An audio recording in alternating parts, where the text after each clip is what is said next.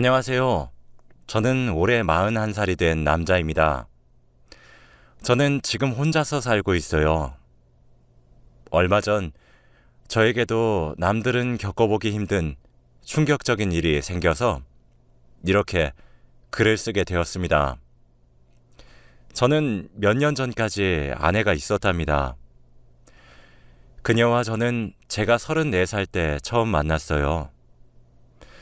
주위에서 친구들은 다 결혼을 하고 아이까지 낳았는데 저는 왜 아직도 연애를 못하고 있냐며 저희 부모님께서 정말 많이 구박하셨거든요. 그래서 틈만 나면 선자리를 주선해 주셨어요. 맨날 이번이 마지막이라면서 이 사람이랑 안 되면 앞으로는 절대 선자리에 주선 안 하겠다고 하면서 매번 제 결혼을 부추겼죠. 계속되는 선자리에 저도 지칠 대로 지쳐 있었어요. 그날도 어김없이 부모님이 이번 여자는 진짜 마지막이다. 아들, 옆집 김씨 아줌마 알지? 그 아줌마 아는 여자인데 얼굴도 예쁘장하게 생겼고 성격도 착하다고 하는구나. 이 여자랑 잘 안 되면 앞으로 절대 선보라고 안 할 테니 제발 우리 얼굴 봐서라도 마지막으로 나가주렴. 부모님의 절실한 부탁에 마지막이라고 생각하고 나갔죠. 약속 장소인 레스토랑에서 정말 누가 봐도 예쁜 여자가 앉아 있었죠. 절대 그 여자가 저와 선을 보기로 한 여자일 리 없다는 생각과 동시에 저런 여자는 어떤 남자를 만날까 궁금했죠. 저는 선을 보기로 한 여자에게 전화를 걸었어요. 그런데 그 예쁜 여자가 전화를 받더니 저와 통화를 하는 겁니다. 저는 너무 행복했죠. 옆집 김씨 아줌마한테 너무 감사했습니다. 하지만 저는 예쁜 여자는 얼굴값을 한다고 생각해서 성격은 좋지 않을 거라고 생각했죠. 그런데 종업원에게도 너무 친절하고 제가 무슨 말을 해도 웃어주었죠. 종업원이 음식을 테이블에 놓으려고 할 때 그 여자가 일어나려고 해서 실수로 음식을 그 여자 옷에 쏟았어요. 대부분 사람들은 그런 일이 생기면 화를 내면서 종업원에게 당장 세탁비를 달라고 하면서 기분 나쁜 티를 엄청 내죠. 그런데 그녀는 인상 한번 찌푸리지 않고 괜찮다며 오히려 종업원에게 사과를 냈어요. 죄송해요. 제가 일어나서 혹시 걸레는 어딨죠? 제가 치울게요. 저는 한 번도 본 적 없는 유형의 여자여서 놀라기도 했지만 그녀의 착함에 반했습니다. 얼굴도 예쁘고 착하기까지 하니 그녀를 더 오래 보고 싶었죠. 그렇게 밥을 먹고 그녀와 더 이야기도 나누고 싶어서 혹시 미연 씨 술 한 잔 어떠세요? 라고 조심스럽게 여쭤보니 네, 좋아요. 라고 하셔서 저희는 근처 분위기 좋은 술집으로 갔답니다. 그날따라 술맛도 달고 술이 잘 들어가서 저와 미연 씨는 술이 취해서 기분 좋은 둘만의 시간을 보냈죠. 그날 후로 저희는 연애를 하기 시작했답니다. 미연이는 정말 착했어요. 사람이 이렇게 착하면 이렇게 각박한 세상을 살기 힘들다며 제가 항상 경고를 해줄 정도로 착했어요. 미연이 말을 들어보니 친구들한테 돈을 빌려주고 못 받은 돈만 1,000만 원은 좋게 된다고 해요. 제 생각에는 미연이의 순진함에 친구들이 돈을 빌려가 갚지 않는 것 같아요. 미연이의 착함을 악의적으로 이용하는 사람들이 너무 싫었어요. 그래서 제가 연애하는 동안 미연이의 성격을 조금 바꿔주고 싶었죠. 거절도 잘 못하고 자신의 의견도 잘 말하지 못하는 미연이를 바꾸어 주었습니다. 저와 사귀고 나서 미연이는 다른 사람들에게 적극적으로 자기 의견을 표현할 줄도 알고 돈을 빌려달라고 하거나 무리한 부탁을 하는 친구들에게도 거절을 할 수 있는 사람이 되었죠. 미연이도 저 만나기 전에 자신의 성격이 너무 싫었는데 이렇게 바꿔줘서 너무 고맙다고 그랬어요. 저희는 연애하는 2년 동안 한 번도 싸우지 않았답니다. 미연이는 워낙 착해서 애초부터 싸울 구실을 만들지도 않았어요. 제가 기분 나쁠 만한 상황도 처음부터 만들지 않았죠. 미연이 같은 여자를 만난 것이 제 인생에서 최고의 행운이었답니다. 그리고 저희 부모님도 일 잘하고 어른들에게 싹싹한 미연이를 좋아하셨죠. 미연이는 저희 집에 자주 놀러와서 밥을 먹고 가곤 했는데요. 그날 밥을 먹다가 저희 어머니께서 이제 둘이 사귄 지 2년이 넘어가는데 그래서 결혼은 할 생각이야? 라고 하시더라고요. 저는 너무 당황했죠. 저도 물론 미연이와 결혼을 하고 싶었어요. 나이가 36살이라 결혼을 하려면 얼른 해야 되는 나이였죠. 그런데 미연이는 아직 28살이었어요. 저랑 미연이는 8살이나 차이가 나서 제가 미연이한테 선뜻 결혼에 대한 이야기를 하면 부담스러워할까봐 한 번도 말을 한 적이 없거든요. 그런데 그때 어머니가 처음으로 말을 하시니 너무 당황스러웠죠. 그 말을 듣고 미연이의 얼굴을 제일 먼저 보았는데 미연이는 놀라지도 않고 좋아했어요. 결혼이요? 저는 하고 싶은데. 이 사람이 아무 말이 없네요, 어머님. 뭐? 너 미연이랑 결혼할 생각이 없는 거야? 왜 지금까지 결혼 얘기를 한 번도 하지 않는 거니? 아니, 저는 미연이가 저와 결혼을 하고 싶다는 생각을 가지고 있었는지 꿈에도 몰랐죠. 그런데 간접적으로 그렇게 들으니 너무 행복했답니다. 미연이는 20대라서 아직은 연애를 더 하고 싶어 할 줄 알았어요. 그날 미연이를 집에 데려다 주고 차 안에서 미연아, 너 나랑 결혼해도 괜찮아? 오빠, 말을 왜 그렇게 해? 난 항상 오빠랑 결혼하고 싶었어. 나는 오빠가 프로포즈 하는 날만 기다렸단 말이야. 저는 미연이한테 너무 고마웠죠.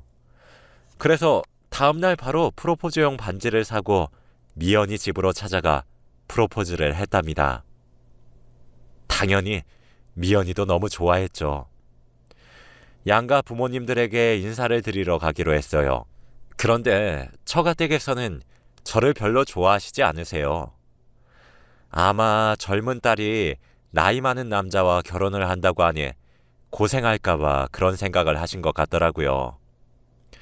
저희는 인사를 드리러 먼저 처가댁에 갔습니다.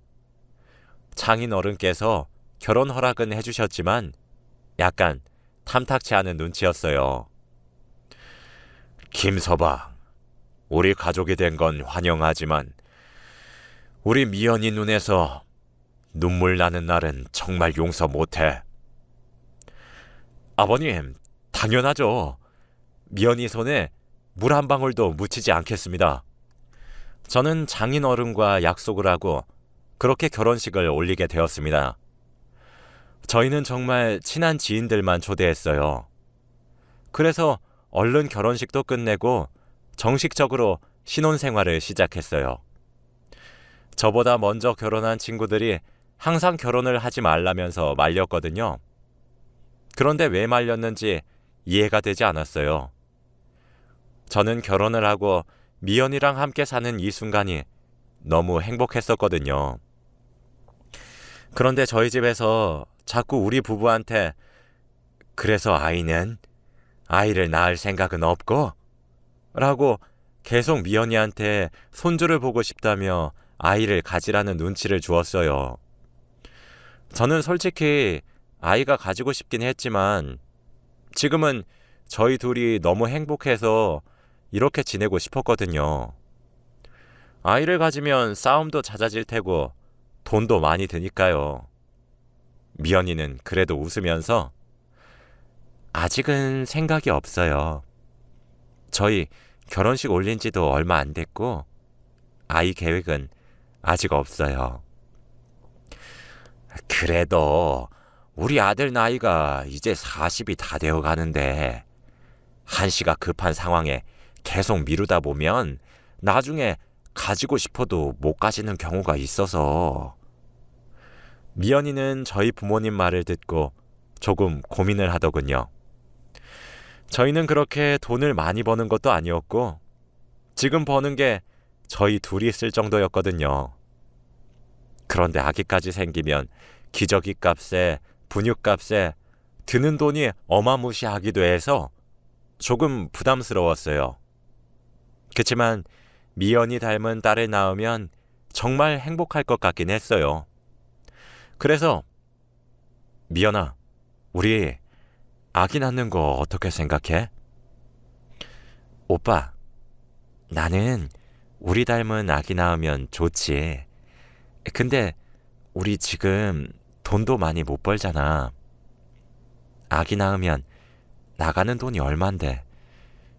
아기 낳으면 아기 키운다고 나 일 쉬면 돈이 더 부족할 거고 아직은 조금 더 생각해보자. 미안해. 저도 미연이의 마음이 이해가 되었어요. 그렇게 평범한 나날들을 보내고 있었는데 제 일자리가 하루아침에 없어진 겁니다. 저는 공장에서 단순 노동직을 하고 있었는데 요즘 첨단 기술의 도입으로 일자리가 줄어들고 있잖아요. 그런데 제 일을 대체할 기계가 들어와서 미안하지만 앞으로 출근은 어렵겠다고 했죠. 지금 당장 돈을 벌어도 부족한데 이렇게 하루아침에 잘린다니요. 저는 한동안 아내에게 비밀로 했어요. 도저히 말할 엄두가 나지 않았죠. 아내는 보험회사에서 보험을 파는 일을 했어요. 그래서 항상 밖에서 구두를 신고 뛰어다니면서 일을 했거든요. 아내는 실적이 너무 중요한 직업이라 밤낮 없이 일을 하기도 했고 매일 퇴근 시간도 달랐어요. 저는 2달 정도를 거짓 출근을 했답니다. 아침에 집을 나가서 집에서 멀리 떨어진 곳에 있는 편의점에서 낮에 아르바이트를 하고 저녁에는 고깃집 서빙을 하면서 보냈죠. 공장에서 일을 했을 때도 돈이 그렇게 많이 벌리지 않았기 때문에 아르바이트를 2개를 해도 채워질 수 있는 월급이었죠. 대신 제가 고깃집에서 일을 저녁까지 하다 보니까 원래 퇴근 시간보다 늦게 집에 가게 되었죠. 몸에 배인 고기 냄새에 아내한테는 항상 회식이 있어서 늦는다고 했죠. 매일 회식한다고 속상해했지만 저는 어쩔 수 없었습니다. 전 아르바이트를 하고 나서 미연이를 잘 보지 못했어요. 아침 일찍 나가면 미연이는 항상 자고 있고 밤늦게 퇴근을 해도 미연이는 항상 자고 있어서 깨우기도 미안했거든요. 그런데 그날따라 미연이가 잠을 자지 않고 거실에 앉아 있더라고요. 저는 오랜만에 본 미연이 얼굴에 너무 반가워서 웬일로 일어나 있어? 나 기다린 거야? 오빠 기다렸지. 미연이는 사실 제가 집에 들어올 때까지 제가 온 줄 몰랐던 것 같아요. 제가 말을 거니까 놀라서 대답을 한 것 같았죠. 저는 딱히 무슨 생각을 하길래 제가 집에 들어온지도 몰랐냐고 묻지 않았어요. 그런데 그날 이후로 미연이가 집에 잘 들어오지 않았어요. 미연이는 요즘 보험 때문에 바빠서 그렇다고 항상 먼저 자라고 했죠. 저는 제가 돈을 못 버는 게 너무 미안했지만 그래도 한 푼이라도 더 벌 수 있을 때 벌면 좋겠다는 생각으로 미연이한테 쉬엄쉬엄 하라고 말하지도 않았죠. 주말에는 저와 미연이가 출근을 하지 않아요. 그런데 그날 처음으로 미연이가 회사에 급한 일이 생겨서 가봐야 할 것 같다고 하더군요. 미연이가 워낙 착해서 상사들이 일을 시키나 보다 해서 보내주었어요. 그날도 새벽이 다 되어서 퇴근했죠.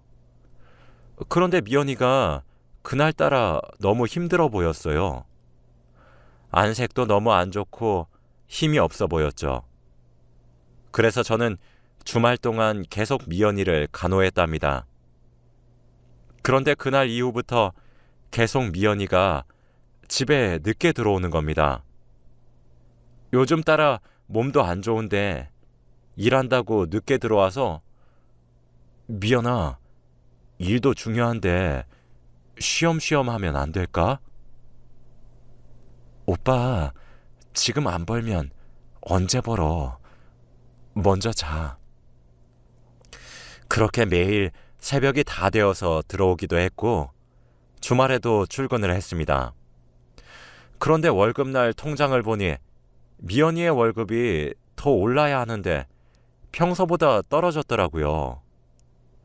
미연이는 회사에 잘 말을 해본다고 했고 저는 평소처럼 아르바이트를 하고 집으로 갔습니다. 그날따라 유난히 미연이가 집에 늦게 들어오더군요. 새벽 2시가 다 되어서 집에 왔습니다. 미연아, 연락도 없이 이렇게 늦게 오면 안 되지. 내가 집에서 기다리고 있는 거 너도 뻔히 알잖아. 오빠, 미안해. 나 사실 임신했어. 응? 갑자기? 근데 우리 최근에는 밤에 같이 잠들거나 한 적 없잖아. 사실 뱃속의 아기 오빠 아기가 아니야.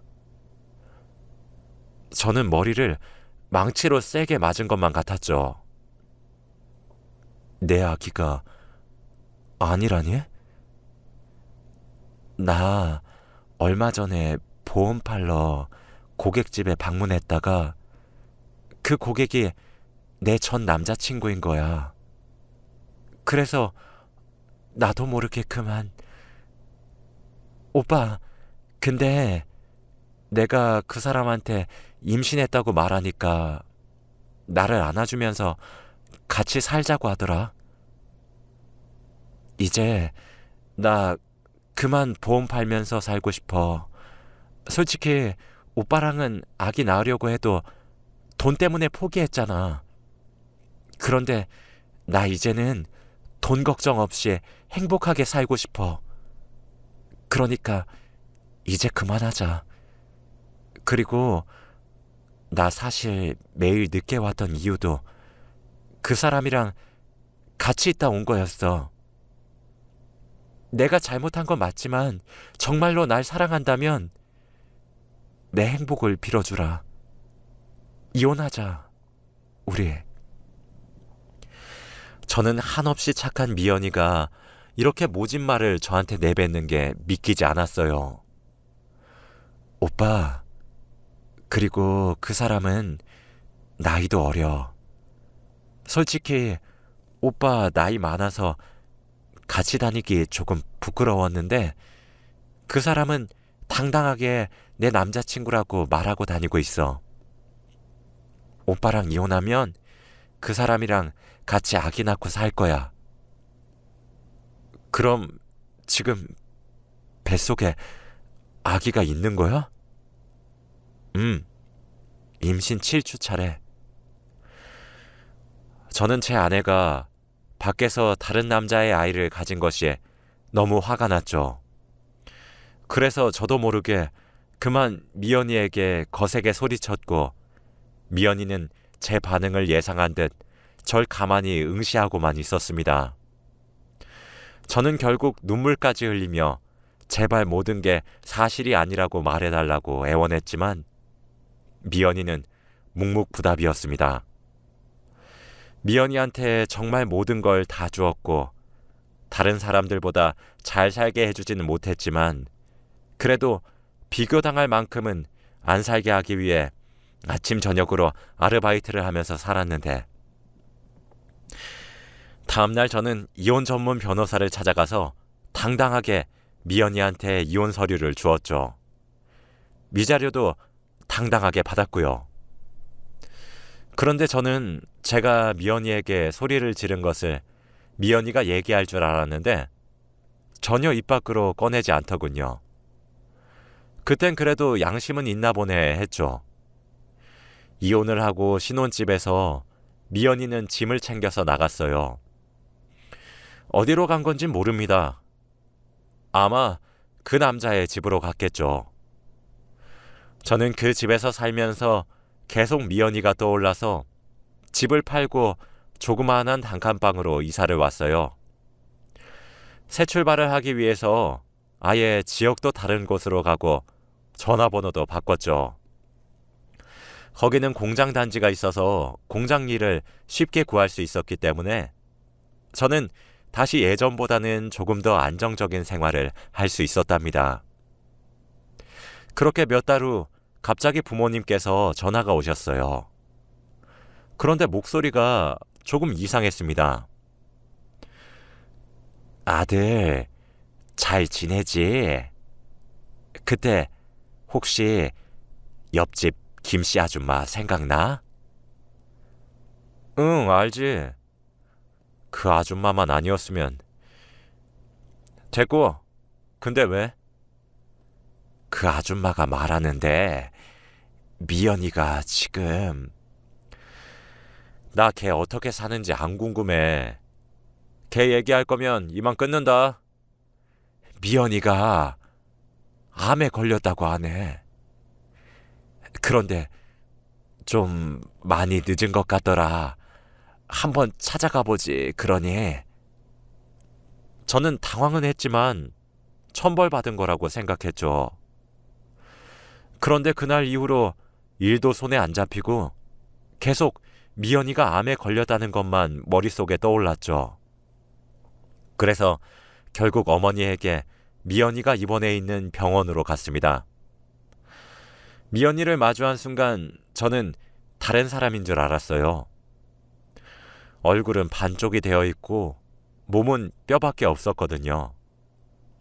정말 놀랐습니다. 미연이는 자고 있었고 병실에는 미연이 아버님만 계셨죠. 김서방, 여긴 어떻게... 아버님, 미연이가 암이라고... 아버님은 잠깐 주저하시더니 나랑 얘기 좀 하지 라고 하셨어요. 저희는 휴게실에서 이야기를 나누었죠. 김서방, 놀라지 말고 잘 듣게. 사실 미연이는 췌장암 말기야. 그런데 너무 오래돼서 수술할 수 없대. 그래서 지금 죽을 날만 기다리고 있는 시한부가 됐어. 사실 김서방이랑 결혼하고 얼마 안 돼서 췌장암 선고를 받았대. 그런데 항암 치료를 하려면 돈이 엄청 드는데 형편도 안 좋았고 미연이가 또 착해서 주위 친구들한테 돈 못 빌리는 거 알지? 그래서 최대한 시간을 끌었대. 암에 걸려서 아기도 물론 가질 수 없었지. 그래서 임신 계획도 미루고 매일 병원 가서 항암 치료를 했어. 항암 치료에 쓰는 돈만큼 일도 열심히 하고. 치료를 하면 할수록 돈이 더 많이 드는데 돈을 벌 수 있는 몸이 안 되는 거야. 너무 아프지. 그래서 어쩔 수 없이 항암 치료를 나중에 하려고 했대. 근데 돈이 너무 안 모아져서 치료를 계속 미룬 거래. 결국 시기를 놓쳐서 점점 암이 심해져 갔대. 결국에 김서방과 헤어져야겠다고 생각했대. 절대 자기 죽어가는 과정을 보여주고 싶어 하지도 않고 자네는 무조건 치료비 번다고 더 많은 일을 할 거라고. 그래서 그 모습 보기 싫다고 그런 거야. 우리는 무조건 말렸지만 결국 미연이가 자네한테 거짓말하고 이혼을 하고 왔더라고. 그런데 그날 마지막으로 자네를 만나고 암이 더 빨리 진행됐어. 왜인지는 미연이가 절대 말을 안 해주더라. 그래서 지금까지 이렇게 된 거고, 미연이는 자네를 정말 사랑해서 떠난 거야. 자기 없이 혼자 살 자네가 너무 불쌍했대. 그리고 자네 공장 그만두고 아르바이트 하면서 살았다며? 미연이 그거 다 알고 있었어. 그래서 미연이가 자기 때문에 돈 버는 자네가 너무 고맙고 미안해서 헤어지기로 한 거야. 저는 아버님의 말을 듣고 눈물이 흘렀습니다. 아마 제가 화나서 미연이에게 큰 소리를 낸 이후로 암이 더 빨리 진행이 된 것 같았죠. 제 잘못 때문에 미연이가 살 수 있는 날이 줄어든 게 너무 미안했습니다. 아버님, 그래서 앞으로 미연이 얼마나 더 살 수 있죠? 앞으로 2주 정도네. 그래도 지금이라도 찾아와서 고마워. 미연이가 아주 좋아할 거야. 죄송해요, 아버님. 이제서야 찾아뵙게 돼서. 아버님을 집으로 보내고 저는 2주 동안 미연이의 병간호를 하기 위해 미연이가 잠에서 깨어나기만 기다렸죠. 몇 시간 후 미연이가 잠에서 깨자마자 오빠, 나 지금 꿈이야? 아니면 나 벌써 죽은 거야? 오빠가 여기 올 리가 절대 없는데. 미연아, 진짜 나야. 앞으로 너랑 같이 있으려고 내가 왔어. 미연아, 그동안 내가 다 미안해. 정말 잘못했어. 오빠, 내가 더 미안해. 이렇게 못생긴 모습으로 오빠 보니까 부끄럽다. 무슨 소리야. 미연아, 너무 예뻐. 저희는 그렇게 2주 동안 정말 행복하게 하루하루를 보냈답니다. 그런데 제가 깜빡 잠에 들고 일어났는데 미연이의 손이 너무 차가웠어요. 한 번도 이런 적이 없었는데 두려움에 손가락을 코에 가져다 댔지만 숨을 쉬지 않았답니다.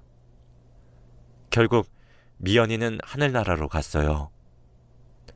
장례식장은 많은 친구들이 오지 않았죠. 영정사진 속 미연이는 너무 예뻤어요. 그렇게 장례식이 끝나고 미연이와 처음 같이 갔던 술집에 갔어요. 그때의 추억도 되새길 겸 오늘따라 취하고 싶었거든요. 그런데 사장님께서 혹시 미연 씨 남편분 맞죠? 워낙 저와 미연이의 단골 술집이라서 사장님과 아는 사이였죠. 네, 맞아요. 오랜만이에요. 한동안 안 나오셔서. 죄송해요. 그동안 사정이 좀 있어서. 그때 사장님께서 편지 봉투 한 장을 건넸습니다. 이거 예전에 미연 씨가 저한테 혹시 남편분 오면 이거 꼭 전해달라고 여기에 맡겨놓고 가셨거든요. 이거 주려고 얼마나 기다렸는데 드디어 오셨네요. 저는 이 봉투를 열어보니 안에는 통장 하나와 편지가 있었어요. 통장에는 5천만 원의 돈이 있었고 그 돈은 미연이가 췌장암 초기 때부터 제게 돈 주려고 아픈 몸을 이끌고 차곡차곡 모아두었더군요. 저는 펑펑 울었어요. 이 돈을 어떻게 쓰라고 이렇게 주는 건지. 미연이는 평생 동안 제 생각만 해준 착한 아이인데 저는 너무 모질게만 대했죠. 그래서 결국 그 통장의 돈은 은행에 묶어두었고 절대 손대지 않았습니다. 저는 아직도 미연이를 사랑합니다. 너무 보고 싶지만 꾹 참고 열심히 살게요.